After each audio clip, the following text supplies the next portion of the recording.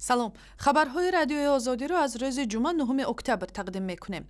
دادگاه دوشنبه قضیه زنی را که 3 فرزندش در آب غرق شده جان داده اند بررسی کرد. دادگاه امروز پروین عبدالله و ساکن ناحیه یووان را در کشتار فرزندانش عیبدار دانست و او را به 18 سال زندان محکوم کرد.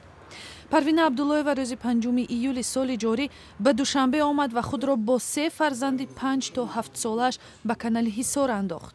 خود او زنده ماند ولی جسد کودکان روز دیگر از آب بیرون آورده شد.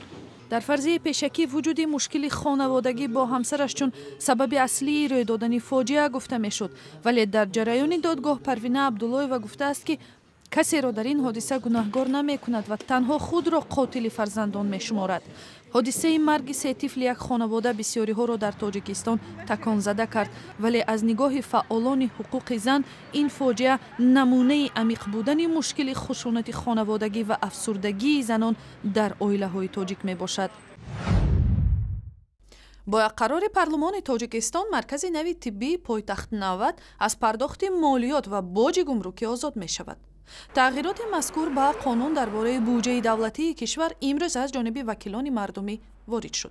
در اظهارات خود معاون وزیر مالیه تاجیکستان جمشید کریمزاده گفت که برای ساختمان این مرکز طبی معادل 44 میلیون دلار از بودجه جدا شده است و مبلغی که از اندازه باج آزاد می شود 14.5 میلیون سامانی را تشکیل می دهد.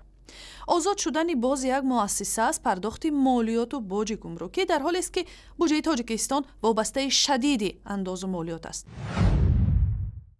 وزارت معارف تاجیکستان درخواست شهرداری را درباره تغییر ساعت‌های تحصیل محصلان پایتخت غیر قابل اجرا می‌شمارد.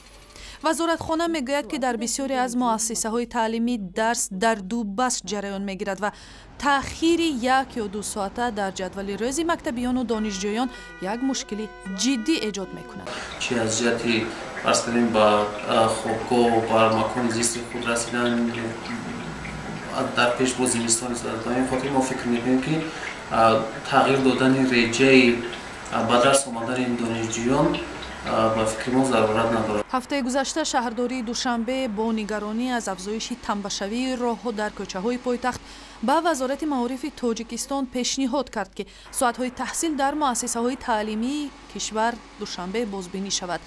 در حدود دوشنبه صدها مکتب و دانشگاه عمل می‌کند و درس‌ها در این مؤسسه‌ها از ساعت 8 صبح شروع می‌شود و زیادی مسافران باعث تنبشوی راه‌ها می‌شود. دیروز در ورزشگاه مرکزی شهر بیشکک قوه‌آزمایی انتخابی جام جهانی فوتبال برای سال 2018 میان دسته‌های منتخب قرقیزستان و تاجیکستان با حساب مساوی 2-2 انجام یافت.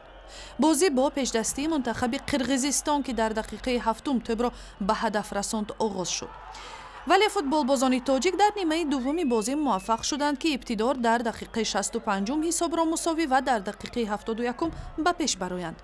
حساب 2-1 تا دقیقه های آخری بازی تغییر نیافت، ولی در دقیقه 4 وقت علاوگی داور ایرانی در یک وضعیت بحث برانگیز بعد دروازه منتخب تاجیکستان توپ 11 متر تعیین نمود و فوتبالبازان قرقیزستان توانستند که حساب را مساوی کنند.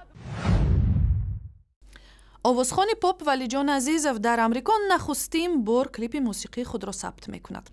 جریان ثبت آهنگ دل من در شهر لس آنجلس از جانب تهیه‌گر معروف بهنام ماکری جریان دارد. ولیجان عزیزов میگوید که آهنگ بر پایه موسیقی رابرت میرزایان و شعر ریزا راد ایجاد شده در ساحل‌های اقیانوس آرام و هم کوچه و خیابان‌های پایتخت هنری امریکا ثبت می‌شود.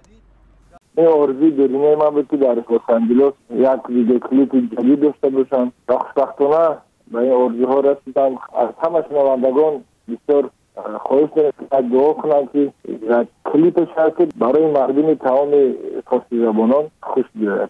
ولیجان عزیزов 33 ساله هم امیدوار است که آهنگ نوی از جانب تلویزیون‌های معروف نکست وان و PMC خریداری شده برای تبلیغ هنری آوازخوانی مساعدت می‌کند.